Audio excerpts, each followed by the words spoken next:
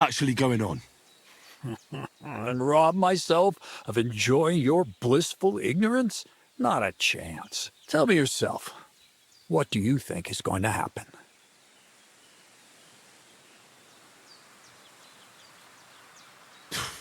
Like always. You'll send me off somewhere to look for something, and you'll have a fancy speech to go with it. He knows you now as well as we do, Miller. I do tend to do that, true enough. But no, today things will be different. Bonnie will start today. At least I'll finally see if she understood my teachings. Bonnie?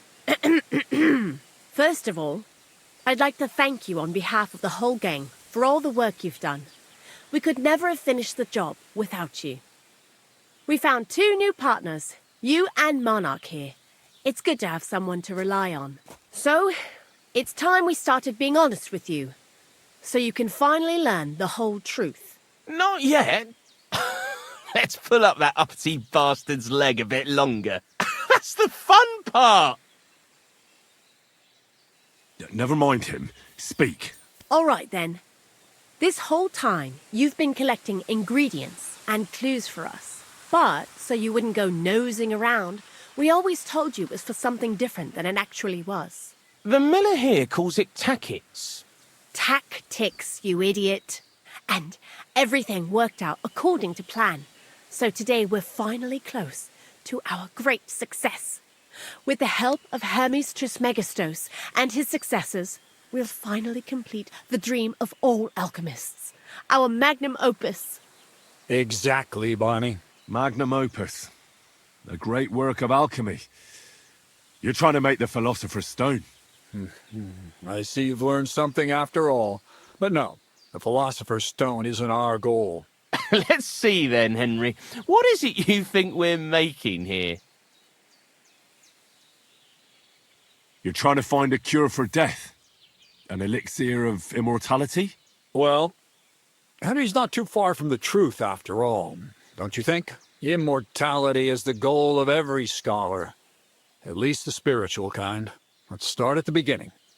My father was a miller as well, but I was never much interested in the trade. Even as a young boy, I loved running around Lower Samine and investigating everything living and dead. And I had a lot of questions about everything. Then my mother, God rest her soul, decided it'd be best for me to go to study in Prague.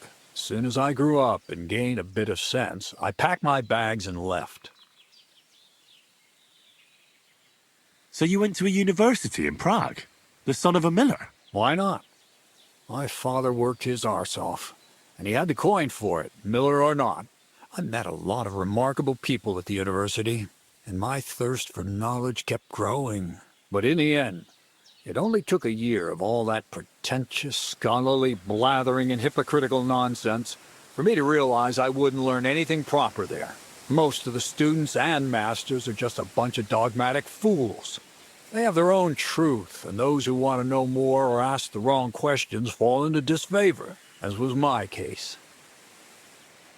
So they kicked you out? I didn't give them the pleasure.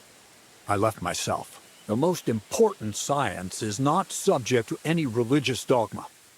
And, of course, it's not taught at any university. You mean thievery? Oh, come on. The art of combination and dissolution. The key to understanding the very nature of the world. There's only one queen of science. Alchemy. I returned to the mill in Lower Samine and started a new life. New life? What do you mean? I returned to the miller's trade. My father was old, and my mother had passed away. From then on, alchemy became my true passion. I brought a few important books from Prague. I started with the most difficult thing. I tried to create gold. That was pretty daring of you. As you might expect, it didn't work. But after a few tries, I managed to create something entirely different. Once I tried mixing sulfur, charcoal, and saltpeter. I had a candle burning next to me. A gust of wind scattered the mixture, and all of a sudden, bang! I almost shit myself, I tell you. But then I realized I'd unwittingly created a miracle. Explosive black powder. What is it? So it burns? More than that, it makes a big bang. A very big bang. But don't worry, we're all in on it now. I couldn't continue my experiments on my own, but Bonnie and Zinnik did a few little jobs for me.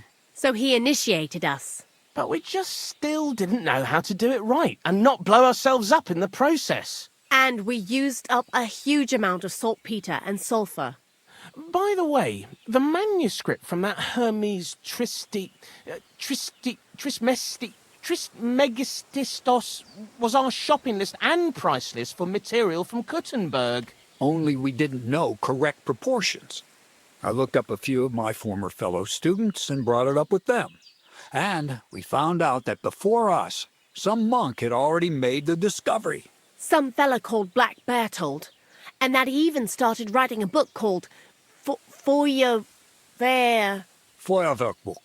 We couldn't believe our luck when we found out there's a copy of it right here at Trotsky. And you know the rest. It's a discovery that will change history. In the right hands, it can make miracles happen. All it takes is a spark, and a storm of fire will sweep away the old world order. It will wipe out stupidity and ignorance, once and for all. And what will happen now? As I said, we're about to have our last supper on our journey to satisfy our hunger for knowledge. A feast of smoke and fire. Black Bertold never finished his book, because he never had enough ingredients for his last great experiment. But now, thanks to you, we do. We can finally finish Bertold's work and finish his book. We'll see with our own eyes what a barrel of black powder can do. I hope you're as excited as I am. I've heard enough. Now I want to see that with my own eyes. Let's do it then. Bonnie, is everything ready? Indeed it is. We can get started. Long live the beautiful new world.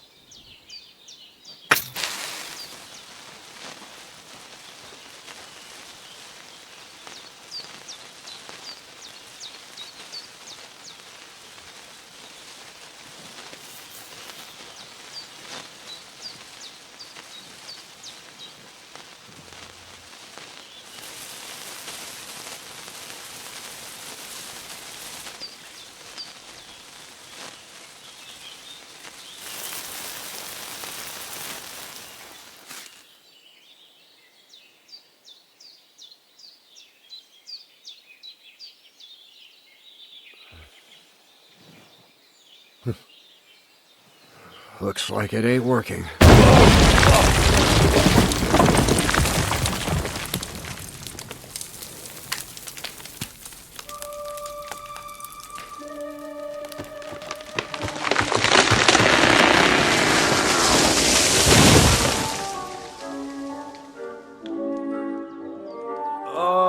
I'd say it works just fine. This will change history. What? I can't hear a thing. But I'd say it works just fine.